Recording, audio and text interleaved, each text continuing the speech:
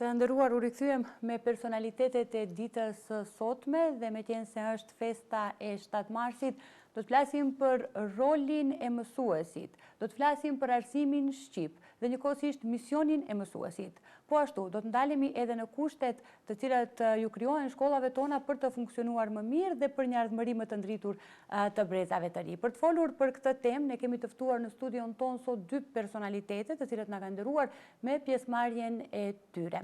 Do të ndalemi tek shkolla Gjergj Kastrioti Skënderbeu në Poroj dhe kemi nderin që të kemi drejtorin e kësaj shkolle, zotri Bujar Islami. Përshëndetje, mirë se na erdhat. Përshëndetje dhe mirësugjet. Faleminderit që na keni nderuar dhe arsimtarin Afrim Emini. Përshëndetje arsimtar, mirë se erdhat. Përshëndetje dhe mirë se u gjetëm. Shumë faleminderit që na keni nderuar. Fillimisht të shfrytëzojmë nga rasti që urojmë këtë festë juve të cilët çdo ditë kontribuoni në misionin tuaj të mësuesisë. Duke ju dëshiruar shëndet dhe punë të mbarë. Faleminderit. Edhe juve ju faleminderit shumë për ftesën që na bëtë për 7 marsin. Edhe ju dëshirojmë një punë të mbarë, juve edhe stafit të televizionit Koha. Faleminderit shumë. Atëherë, drejtor, të fillojmë të flasim me ju rreth historikut fillimisht të shkollës tuaj dhe si ka evoluar ajo në vite, ndër vite.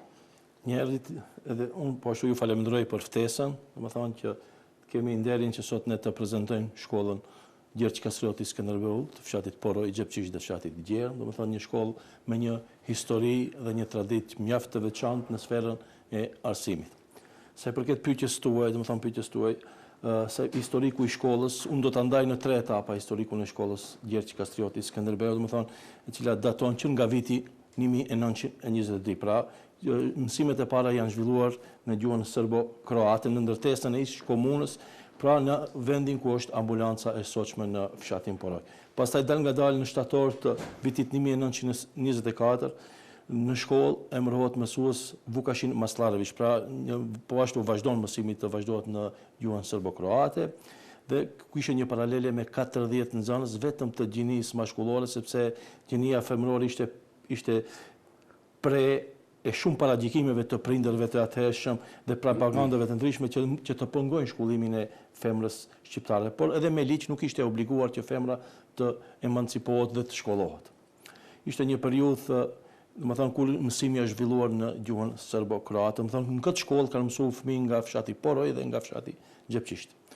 Pastaj në periudhën e vitit 1925, gjatë pushimeve verore në fshatin Gjepqish, domethënë ndërtohet objekti i parë i shkollës, domethënë ku kanë mësuar po ashtu nxënës nga Poroj dhe Gjepqish. Në këtë objekt kishte 2 klasa, një zyrë për arsimtarët, 2 dhoma ku mësuesit atëhershëm kanë qëndruar dhe një bodrum. Ky objekt është shfryzuar deri në vitin 2009. Pastaj nga viti 1936-37 mësues emërohet, domethënë po ashtu të nacionalitetit serbo-kroat Slobodan Đorđević, Rade Vidaković dhe mësuesja Slavka Vidaković, të cilët punojnë në 3 paralele. Por çka është më rëndësi deri në këtë periudhë, pastaj me fillimin e luftës së dytë botërore, nga viti 1941 deri në vitin 1945, me ardhjen e italianëve dhe gjermanëve, ky territor shpallët i takon Shqipërisë mbretërore. E atëherë janë edhe fillet e arsimit shqip në rajonin tonë, pasi që shkolla jonë Gjergj Kastrioti Skënderbeu, shkolla në fshatin Gjepqish është një ndër shkollat e para në komunën e Tetovës, ku ka filluar procesi edukativ arsimor në gjuhën shqipe. Atëherë, domethënë, nga ministria e atëhershme e pushtetit emërohet arsimtari Vangjell Daka nga Shqipëria, nga Kavaja, i cili po ashtu vazhdon të punojë në shkollën tonë dhe ai llogaritet një figurë shumë e rëndësishme në zhvillimin e arsimit shqip në trojet tona. Pastaj, sipas dokumenteve, pas vitit 1945, shkolla është quajtur Fan Noli, diku deri në vitin 1951, ku i ndrohet emri në Liria. Dhe në shtator të vitit 1968, shkolla merr emrin Skënderbeu. Deri në vitin 1981, ku në presion të regjimit të atëhershëm detirohet që shkolla të ndryshon emrin dhe të kthehet përsëri emri i mëparshëm Liria, të cilin emrin e ka mbajtur deri në vitin 1992, kur përsëri i ndrohet emri dhe mban emrin e tanishëm Shkolla Fillore Gjergj Kastrioti Skënderbeu. Pra kjo është historiku në pikat të shkurta i shkollës, ne sigurisht do flasim edhe për funksionimin e kësaj. Nga kjo periudhë të këndej, domethënë shkolla e mban emrin Skënderbeu, një shkollë jashtëzakonisht e cila ka trajtu arsimin, veçanërisht arsimin shqip, që njihet si një shkollë e cila zakonisht ka kundërshtuar regjimin e atëhershëm, shkolla e cila për herë të parë ka filluar që të plotësoj dokumentacionin në gjuhën shqipe, ku shumë arsimtar, shumë ish kolegë, shumë veteranë të arsimit ishin të përndjekur politikisht pse filluan këtë proces, dhe kështu që këta njerëz i kanë bërë ballë kësaj situate, këtij presioni, dhe si rezultat i krejt kontributit të tyre ne po i gëzojmë tash këto të mira dhe kemi mundësi që të vazhdojmë shkollimin në gjuhën shqipe. Arsimtar, me që është festa e 7 marsit, të flasim pak në lidhje me atë se çfarë paraqet festa e 7 marsit apo dita e arsimit shqip. Ashtu është një pyetje shumë e bukur, shumë e mirë. Do të thonë, festa e 7 marsit është një festë kombëtare. Është festa e mësimit shqip. Do të thonë, është shumë e rëndësishme dhe historiku i kësaj feste është e dim të gjithë se me 7 mars të vitit 1887 u hap një mositor e parë në gjuhën shqipe në Korçë, ku si mësues dhe drejtor i udhëheqës i asaj kohe ishte Pandeli Soteri. Do të thonë, para kësaj periudhe, para kësaj kohe, të gjithë e dim se populli shqiptar fëmijët e popullit shqiptar nuk mësonin në gjuhën e tyre amtare, por mësonin nëpër shkolla të ndryshme greke apo shkolla të tjera me gjuhë të tjera, kurse shumica e fëmijëve të popullit shqiptar ata ngelnin edhe të pashkolluar. Dhe ato ishin pastaj të detyruar që ishtë në fëmijëri të miren me punë bujqësore, blegtorale e punë të tjera të rënda. Kjo ditë, do të thonë, është një ditë shumë e madhe historike për popullin tonë, sepse këtu fillon edhe gjeneza e arsimit shqip. Për s'pari herë, do të thonë, fillojnë nxënësit të mësojnë në gjuhën shqipe. Ne duhet të përmendim pak se merita shumë të mëdha për këtë shkollë që u hap e para në Korçë, janë rilindësit tanë kombëtar si Naim Frashëri dhe Sami Frashëri. Ata bën kërkesën prej sultanit të ditë, Abdulhamiti, që ishte në atë periudhë të sundimit, e bën një kërkesë që të çelet edhe një shkollë shqipe në trojet tona shqiptare. Për fat të mirë, ata e lejuan këtë, sepse Naim Frashëri atë ishte edhe si punonte edhe në arsim, në Ministrinë e Arsimit, në qeverinë e atëhershme të Turqisë, ato e dhanë lejen, por me një kusht, që në këto shkolla të mësojnë vetëm shqiptarët krishterë, kurse shqiptarët tjerë me konfesionet të tjera nuk duhet të mësojnë. Mirë, po kjo nuk u përfill nga themeluesit e kësaj shkolle, ata i pranuan të gjithë nxënësit shqiptar, pa marrë parasysh cilës konfesioni takonin, dhe këtë shkollë të parë ne mund të quajmë edhe si shkollë e parë demokratike, sepse në këtë shkollë mirëshin pjesë të gjithë nxënësit, pa marrë parasysh a ishin të vobekët, shumë të vobekët apo të pasur. Kjo në fillim ishte një klasë prej 30 nxënësve, dhe pasu u formuan edhe 4 klasë të tjera, por me kalimin e kësaj klase, këto klasë u transferuar, këto nxënës u transferuar me njëherë që ta përhapin edhe më shumë, edhe më tej arsimin shqip. Dhe më thëmë, kështu filloi, dhe është një datë shumë e madhe për ne, për popullin shqiptar. Faleminderit, arsimtar, për këtë ilustrim kaq të bukur të vlerës dhe ditës së 7 marsit. Si funksionon shkolla juaj, drejtor? Pra, stafi arsimor, a keni kuadër të mjaftueshëm, të profesionalizuar për lëndët përkatëse? Po, do më thonë në fillim, do më thonë në vitet më hershme, ka qenë pak problematike sa i përket stafit të profesional, por me kalimin e kohës, vitet e fundit, do më thonë jemi të kompletuar në këtë drejtim, kemi staf të përkryer, staf profesional, më thonë të cilët i plotësojnë të gjitha kushtet për zhvillimin e procesit edukativ arsimor në shkollën tonë. Sigurisht ne do flasim pastaj edhe për kushtet dhe investimet që janë bërë në shkollë, por në pika të shkurta për stafin na intereson. Po, stafi domethënë diku kemi mbi 90 të punësuar në shkollën tonë, pasi që dihet shkolla jon mësimin e zhvillon në 3 objekte, në fshatin Poroj, shkolla qendrore, pastaj në fshatin Gjepçisht dhe në fshatin Gjerm. Domethënë në këta shkolla, veçanërisht në shkollën në fshatin Poroj dhe në fshatin Gjepçisht, mësimi zhvillohet domethënë i kombinuar, i përzier, ku ka nxënës nga Poroj që mësojnë në shkollën në Gjepçisht, nxënës nga Gjepçishti që mësojnë në shkollën në Poroj, domethënë është një rast i veçantë, pasi që këta dy fshatra janë jashtëzakonisht të lidhura, janë shumë afër, përveç se janë të lidhura në atë aspektin gjeografik, por janë të lidhura edhe në aspektin falefisnor, familjar, dhe kështu që pa problem kjo situatë na mundson që mësimi të zhvillohet në pak më lehtësisht, domethënë dhe mos kemi pengesa të natyrave të ndryshme. Të flasim arsimtar pak edhe në lidhje me rolin që ka apo që duhet të ketë një mësimdhënës. Si e shihni ju rolin e mësuesit në formimin e brezave të ri? Është në fakt mësuesia një profesion apo një mision? Tash të përgjigjemi pyetjes pa, sepse tu ka dy pyetje. Roli i mësuesit, domethënë në roli i mësuesit në edukimin e fëmijëve është shumë i madh, edhe shumë i rëndësishëm, sepse gjatë procesit edukativ arsimor, arsimtarët ose mësimdhënësit e kanë për detyrë që prej nxënësve të formojnë një personalitet, domethënë të formojnë personalitete të mira, domethënë duke punuar me anë të arsimimit dhe edukimit të tyre.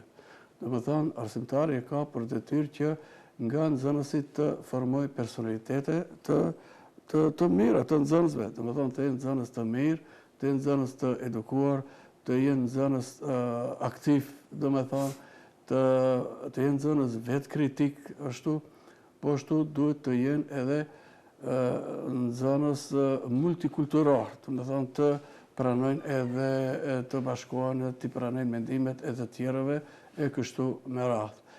Domethënë mësimdhënësit në procesin edukativ arsimor luajnë një rol shumë të madh, sepse ndërtojnë personalitetin e nxënësve të cilët i kanë aty në klasë. Dhe mendimin, domethënë e edukimit dhe arsimimit, mrihet deri te suksesi i atyre nxënësve që janë në atë klasë. Drejtor, ne shohim në disa fotografi, disa investime që janë bërë në shkollë, disa renovime. Në fakt të flasim pak edhe për arritjet, pra cilat janë disa nga arritjet më të rëndësishme të shkollës në vitet e fundit dhe keni ndonjë aktivitet apo projekt më të rëndësishëm që do të donit ta shpalosnit? Po sa i përket investimeve, mund të them edhe këtu në këtë pyetjen tuaj e zakonisht të qelluar do të kisha ndajt në 2 pjesë, do të thonë çështja e investimeve dhe çështja infiltrimi i tyre në procesin edukativo arsimor. Se përket investimeve, mund të them se viteve të fundit, më thonë gjatë këtyre viteve, në shkollën tonë është bërë me të vërtet një evoluim dhe një revolucion i madh në aspektin e investimeve, ku shkolla është transformuar, domethënë nga një shkollë e cila ka qenë me kushte mesatare, ka pasur shumë probleme në shumë sfera, në shumë pika. Tani besoj se të gjitha kemi arritur të zgjedhim domethënë disa pika që kanë qenë shumë kyçe dhe të dëmtuara, domethënë që kanë penguar procesin edukativ arsimor, domethënë tani më e kemi jo që vetëm është përmirësuar, po e kemi në nivel shumë të lartë, duke filluar nga shkolla shembull në qendrore në fshatin Poroj, ku në përgjithësi çdo cep i secilës shkolle, domethënë është prekur, është investuar, duke filluar nga fushat e sportit, domethënë të cilat janë komplet të reja me të gjitha kushtet.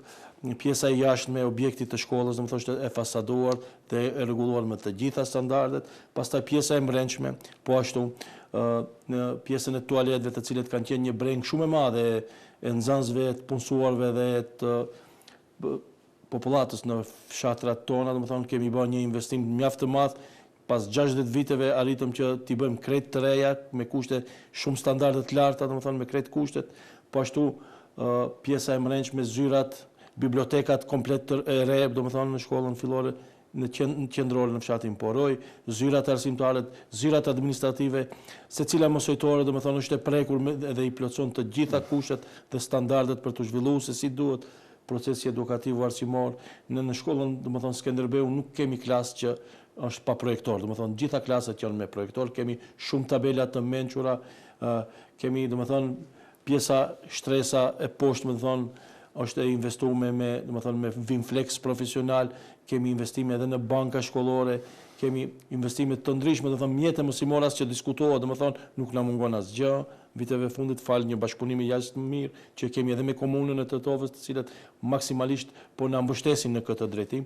Po ashtu në shkolla në fshatin Xhepqisht ka qenë një shkollë, pasi që kjo shkollë funksionon që nga viti 2009, cekëm ka qenë një objekt i vjetër atje. Shumë herë ajo shkollë është përmendur si shkollë që ka pat shumë probleme, do më thonë ka qenë në për shumë televizione, tani ma kemi arrit që atje t'i zgjedhim, edhe ajo shkollë tash viteve të fundit është një shkollë model ku i plotson të gjitha kushtet, kemi thash zyrat dhe klasat mësojtoret, po ashtu kemi në shkollë një amfiteatër për 100 persona i pajisur me të gjitha rekvizitat e nevojshme, me videoabim, me zërim profesional, ku përveç aktiviteteve mësimore mund zhvillon edhe shumë seminare të ndryshme. Në shkollën Xhepqisht po ashtu kemi një fushë, ndoshta është e vetme me bar natyral, me sistem ujitje profesional me ndryshim, ku zhvillohen shumë aktivitete të ndryshme sportive, edhe mendoj se edhe aty kemi renovuar të gjitha zyrat administrative, të gjitha mësojtoret. Tjetër në shkolla fshatit periferike në fshatin Ngjerën, po ashtu një shkollë, lirisht mund të them se është një ndër shkollat më të mirë të Malësisë, së Tetovës, e cila i plotson të gjitha kushtet, edhe pse është një objekt pak më i vogël, por besoj se kushtet për të zhvilluar procesi edukativ arsimor i përmbush, që kemi synim që dal nga dalë edhe që të ndërtojmë edhe një objekt të ri, nëse na mundson, do të thonë kemi disa projekte që besoj se në të ardhmen shumë shpejt edhe atje do të realizojmë. Projekt tjetër i rëndësishëm është shkolla jonë, do të thonë kemi fituar projektin e renovimit të sallës palestrës sportive në fshatin Poroj, që do të jetë një investim shumë i madh kapital ku do të renovohet gjithçka është në proces renovimi tash për tash. Pastaj si shkollë ne arritëm që të fitojmë edhe një palestër të re në fshatin Xhepqisht, do të thonë në kuadër të atyre 6 palestrave që do të ndërtohen në Tetovë, një ndër ta është edhe palestra e re në fshatin Xhepqisht. Projekt tjetër që dëshat çek se është shumë i rëndësishëm në shkollën tonë. Në shkollën tonë tradicionalisht zhvillohet edhe krosi pranveror, i cili mban emrin heroj të madh kombëtar Mujdin Aliu, është një kros i cili ka traditë 20 vjeçare, kros i cili është vënia një kulturës së re, domethënë në këtë kros ku zgjon një interesim të madh, jo vetëm nxënësve, por edhe të popullatës. Pastaj kemi shumë aktivitete të ndryshme, kemi një klub leximi, ndoshta diçka është e re në shkollën tonë ku nxënësit brenda javës, 2 herë në javë, vinë në klubin e leximit, lexojnë nga 1 orë, domethënë i kanë të gjitha kushtet për të lexuar, për të kushtuar leximit, sepse ne gjithë e dimë se leximi kohën e fundit të nxënësit dhe të gjithë popullata është në rënje, ne mundohena në forma të ndryshme, duke falëndruar edhe një shoqat Vizioni Emri, e cila bashkëpunon këtë drejtim me ne, por thash krejt këto gjëra të cilat i përmendëm, domethënë nuk do të ishin të mundueshëm nëse nuk kishim bashkëpunim të jashtëzakonshëm që kemi edhe me komunën e Tetovës dhe kryetarin e komunës, i cili na mbështet pa mas në këtë drejtim, kur vinë në shprehje përmirësimi dhe rritja e standardeve të procesit edukativ arsimor, sepse ne tani duhet të ndryshojmë, sepse është një gjenerat e re e fëmijëve, është një gjenerat e re e rinis, ne duhet të ecim në hap me kohën, po ashtu si evaluohen ata, domethënë do të kemi kujdes që edhe ne të evaluohemi dhe të jemi adekuat për moshën dhe për kohën e tyre, sepse koha ka ndryshuar shumë. Nuk është ajo koha para disa viteve, edhe tash mësimi do të implementohet në atë formë që aty ne duhet bëjmë më të rekse dhe më të afërt librin dhe leximit. Tjetër projekt që dësha të përmend, në shkollën tonë zhvilluan shumë gara të ndryshme, në lëmi të ndryshme, marrim pjesë në gara të ndryshme komunale, republikane, domethënë rajonale, kemi edhe ndërkombëtare, kemi shumë vende të arritura në gara ndërkombëtare, kemi një ekip të sportit, domethënë profesorë të sportit, të cilët janë jashtëzakonisht të përkushtuar, kanë sjellë shumë rezultate të larta në shkollën tonë, domethënë. Tjetër çka është më rëndësi të përmendi, shkolla jonë tash nuk e di sa është informuar opinioni, është një ndër shkollat ndoshta të ralla në vendin tonë në Maqedoni, ku nxënësit vinë në shkollë komplet me uniforma, krejt, dhe kjo zbatohet, po ashtu në shkollën tonë, domethënë nxënësit vinë pa telefona.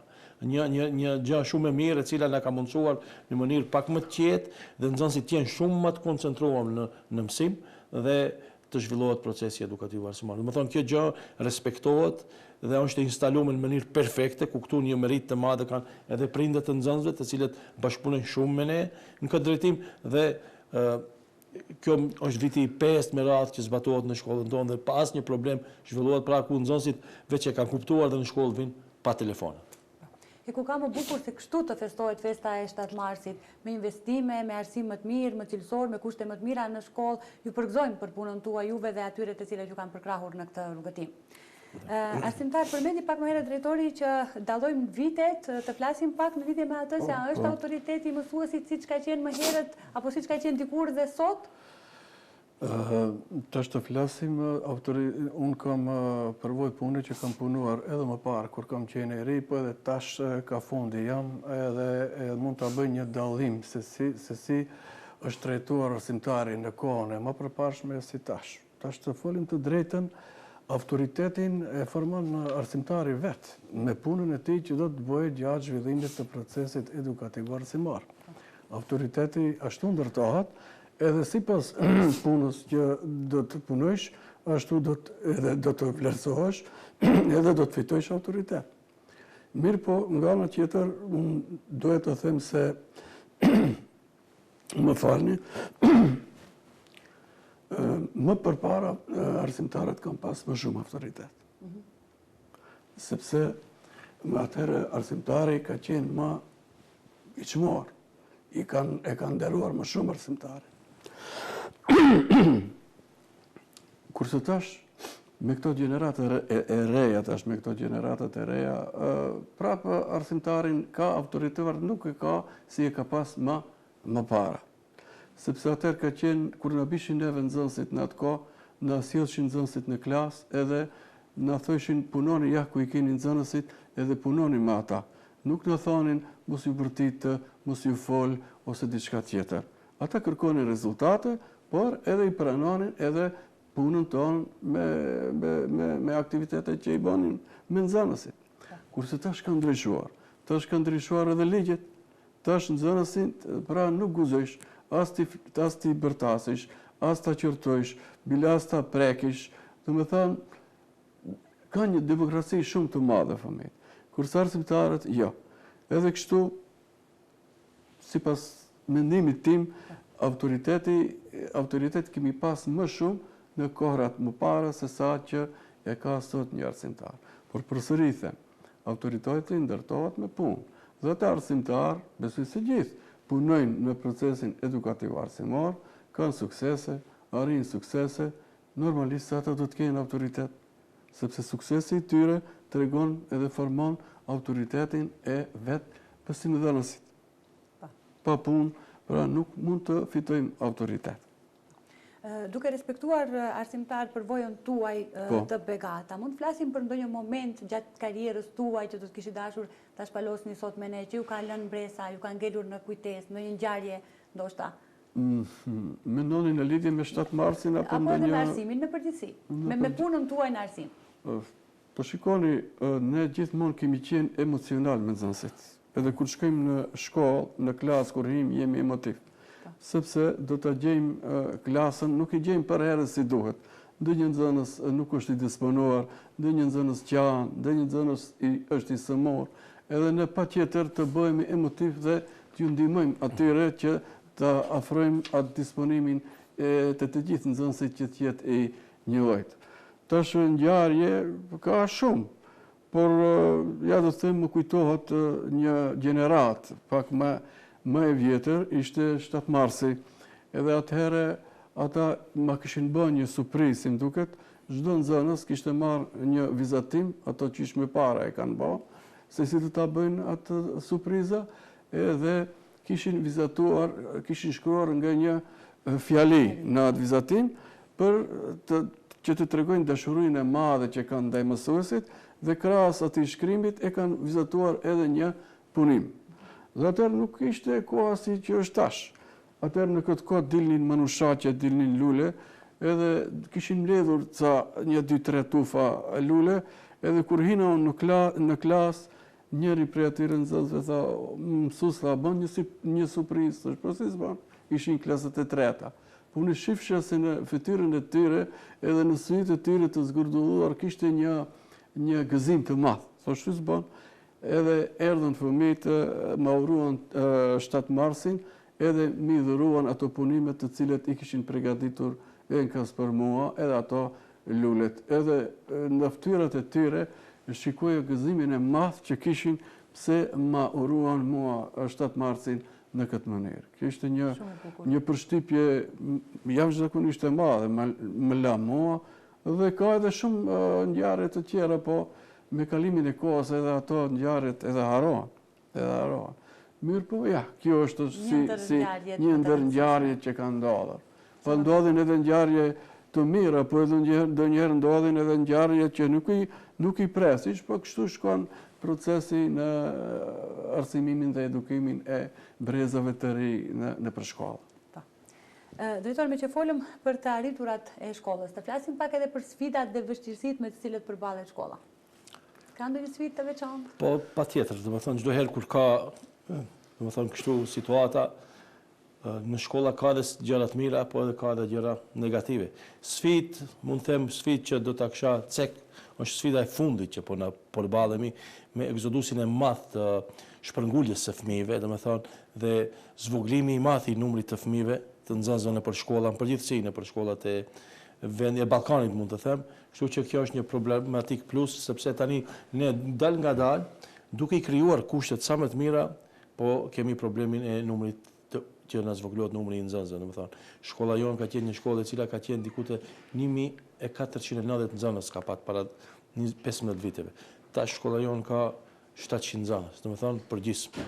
Edhe një faktor i madh këtu luan thash shpërngulja, por edhe lindja e fëmijëve me numër më të vogël se sa që ka qenë në kohët e mëhershme. Kështu që kjo është një sfidë dhe një problematik e madhe për ne si shkollë dhe si arsim përgjithësi në vendin tonë, kështu që ndonjë sfidë tjetër nuk do ta kisha veçuar, por them ashtu edhe kolegu dhe mësuesi Afrim pak para përmendi, domethënë sfidat ne i krijojmë vetë dhe sfidat i zgjedhim vetë. Por kjo që e ceka është një sfidë e cila, domethënë, ne nuk mund të ndikojmë atij, po është një problematik shumë e cila kohët e fundit po na paraqitet dhe shumë shkolla vetë se janë zbrazur, kanë mbetur shumë shkolla pa nxënës.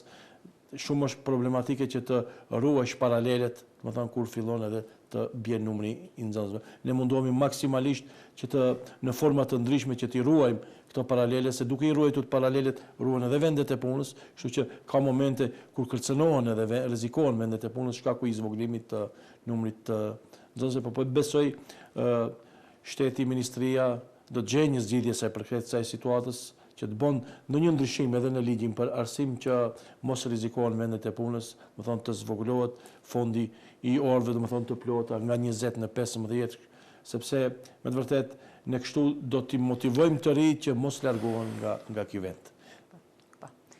Arsimtar, si duhet të funksionojë trekëndshi pedagogjik arsimtar, prind dhe nxënës? Dhe si funksionon sot nëpër shkollat tona? Është një pyetje me vend dhe është një pyetje shumë e rëndësishme që ndihmon në procesin e arsimimit dhe edukimit të nxënësve. Ky trekëndsh në shkollën tonë funksionon edhe është i pandalshëm, edhe për atë arsye edhe në shkollën tonë kemi sukses me nxënësit që mësojnë. Unë mendoj se çelësi i suksesit të nxënësve, po edhe të arsimtarëve, është bashkëpunimi arsimtar, prind edhe nxënës. Nëse ky trekëndësh pedagogjik, domethënë, funksionon, në shkollën tonë funksionon gjithmonë, atëherë do të arrijmë edhe rezultatet më të larta. Pse e them këtë? Sepse nëse funksionon trekëndshi pedagogjik, atëherë arsimtari, arsimtari me anë të punës që ka bërë me nxënësit, e njofton prindin. Po edhe prindi me punën e vet, aktivitetet që i merr me fëmijën e vet në shtëpinë e vet, edhe ai i tregon, domethënë, arsimtarit se çka ka punu. Edhe kështu nuk ngelen një vakum ose një shprasir që nxënësi të ngelet i pa njoftuar për punët që i bën edhe në shkollë, po edhe në shtëpi. Edhe kështu me bashkëpunimin e prindërve dhe arsimtarëve dhe duke përdorur këtë trekëndshim pedagogjik, ne në shkollën tonë shumë e përdorim edhe nuk mungojnë sukseset. deshte të them se ne në shkollën tonë, përveç se përdorim këtë trekëndshit pedagogjik, prindërit, i jemi çdo ditë në kontakt me prindërit. Përveç mbledhjeve prindore të cilët i mbajmë, që i kemi nga 4 apo 5 mbledhje brenda vitit shkollar, ne kontaktojmë me nxënësit edhe çdo ditë, sepse prindët i sjellin fëmijët në shkollë, edhe nëse ne kemi nevojë ose shohim të nevojës të bisedojmë me ato prind, i thirrim edhe ata vinë edhe kështu gjithmonë bashkë bisedojmë me ta që të kemi një sukses pak më të madh, edhe më të lartë. Do të thonë, është një shumë e rëndësishme dhe besoj se të gjithë shkollat tjera funksionojnë në këtë mënyrë. Thash parës, kjo çelësi i suksesit nëse shtihet në funksion trekëndshi pedagogjik. Haruam pak më herët të përmendim drejtore dhe çmimet, mirënjohje që kanë marrë nxënësit, ne pamë edhe në disa fotografi, disa shfaqje, disa manifestime të shkollës suaj ku paraqiten nxënësit në shfaqje të ndryshme, aktivitete të ndryshme, të flasim pak edhe për punën e nxënësve, sukseset e tyre. Po, nuk diskutohet. Nxënësit janë primar, domethënë në procesin edukativ arsimor, sepse nëse nuk janë nxënësit, nuk jemi edhe ne aty. Domethënë në shkollën tonë kemi mjaft çmime, domethënë të ndryshme, në gara të ndryshme. Më thonë, duke organizuar edhe për shembull vitin që lam pas në biblioteket e Tovës kishte gara të ndryshme, domethënë se përket poezive dhe domethënë krejt ato aktivitete që hinë në kuadër të bibliotekës së Tovës, i cila organizon këto gara, mund të them se 90% të çmimeve i rëmbeu shkolla jonë, domethënë. Pastaj kishim shumë çmime të fituara në gara republikane, domethënë në lëndën e matematikës, në lëndën e gjuhës, në lëndën e gjuhës angleze, në lëmin e sportit, edhe si vjet kishim edhe disa rezultate mjaft të mira edhe në gara ndërkombëtare ku një nxënës jon në gara ndërkombëtare arriti në lëndën e informatikës dhe programimit që të merr vendin e parë, domethënë, kështu që një rezultat i tillë në gara ndërkombëtare na motivon edhe neve që të mund të punojmë më shumë, sepse aty shohim se kemi shumë talent, shumë nxënës të mirë nëpërmjet të cilëve ne duhet që mund të nxjerrim maksimumin, të punojmë me ta, sepse brumi mirë është aty, vetëm ai duhet punohet me ta dhe rezultatet nuk mungojnë. Kështu që ne përveç se që marrim pjesë në gara të ndryshme që organizohen nga shoqata dhe nga institucione të ndryshme, ne zakonisht organizojmë edhe gara brenda shkollës, të cilët nga ato gara, domethënë, seleksionojmë nxënësit më të mirë dhe pastaj ata na prezantojnë neve në gara të ndryshme, në nivele të ndryshme. Domethënë, jemi shumë të kënaqur në këtë drejtim, sepse shkolla jonë merr shumë, domethënë, rezultate të mira në garat e ndryshme që organizohen në vend dhe jashtë vendit. Arsimtar, cili do të ishte ai mesazhi ose porosia juaj për në fund dhe le të themi një urim për të gjithë ata të cilët e kanë mision mësuesin? Mirë, do të para se të përgjigjim nëse ka mundësi kësaj pyetje, si nuk mund të përgjigjim për arsimin mësuesin se është profesion apo është mision. Unë do të kisha thonë se më shumë është mision se sa profesion, sepse profesione kemi shumë për lloje të ndryshme të profesioneve, mirë po kjo e arsimit është mision, sepse ke të bësh me fëmijë të vegjël, me parashkollor, me nxënës të ri, që prej atyre duhet të ndërtohet një brez i ri, i shëndosh dhe i gjithanshëm. Sa i përket mesazhit për 7 marsin, unë kam këtë mesazh, do të thonë, mos pari të gjithë mësimdhërësve, kolegeve dhe kolegëve të mi, po edhe gjithë arsimtarëve kudo, edhe arsimtarëve kudo që janë në botë, njëherë ju uroj shëndet të kenë, e pastaj të punojnë shumë edhe me lehtësi të nxjerrin sa më shumë gjenerata të më të mira. Thash në botë sepse populloni është i shpërndarë në gjithë botën, edhe kudo që janë, aty festohet festa e 7 marsit. Drejtor, urimi juaj dhe porosia për në fund? Po, domethënë, së pari u kisha uruar të gjithë punonjësve të arsimit dhe të gjithë arsimtarëve festën e 7 marsit, sepse arsimtarët, mësuesi është i shenjtë, domethënë, ata po bëjnë një punë të jashtëzakonshme me profesionin e tyre, me misionin e tyre drejt edukimit, dhe mësimit të gjeneratave të reja, gjeneratat të cilet pastaj do t'jenë pas nesh, nga të cilet ne në të ardhmen do të mvaremi. Mendoj që secili arsimtar të bëjë maksimumin, në këtë mision që ka, sepse çdo minutë me nxënësit, çdo sekond është i rëndësishëm, besoj të japim më të mirën për nxënësit, sepse me këtë punë që bëjnë ata, ne ndërtojmë një shoqëri, një komp më të shëndosh, një komp më të arsimuar, investimi, dhe shpërndarja e diturisë të dikush tjetër është diçka shumë e madhe dhe është e shenjtë. Besoj se ne në shkollën tonë kemi një staf të jashtëzakonshëm të cilët dinë ta vlerësojnë këtë situatë dhe po bëjnë më të mirën në këtë drejtim dhe besoj që në të ardhmen do të bëjnë edhe ata që të vinë pas nesh, gjenerata të tjera që të zanë vendin tonë, të japin maksimumin, sepse në arsim sa do japësh, aq do marrësh. Dhe besoj se secili do ta kuptojnë këtë mesazh, mundohet që asnjë minutë në orën mësimore dhe në punën e tyre të çdoditshme në këtë detyrë të shenjtë, mos e humbin për kohë, mos kursojnë asgjë nga vetja dhe të shfrytëzojnë maksimalisht kohën që janë me nxënësit për të mirën e tyre dhe që nesër ne nga kjo që bëjmë sot rezultatet t'i shohim ashtu siç e kanë bërë edhe paraardhësit, shumë misionar të arsimit të cilët kanë sakrifikuar shumë më shumë se ne në të kaluarën, sepse shumë sisteme, shumë regjime e kanë parandaluar arsimin shqip dhe kanë patë më të vështirë që të mbajnë në këmbë, arsimin. Kështu që unë mendoj se ne gjeneratat tona sot do të bëjmë më të mirën dhe të japim mundin edhe atomin e fundin nga vetja në rrugën e edukimit të gjeneratave dhe brezave të ri. Të nderuar, ne ju falenderojmë shumë që ndatë nga dita juaj për të na nderuar në emisionin tonë.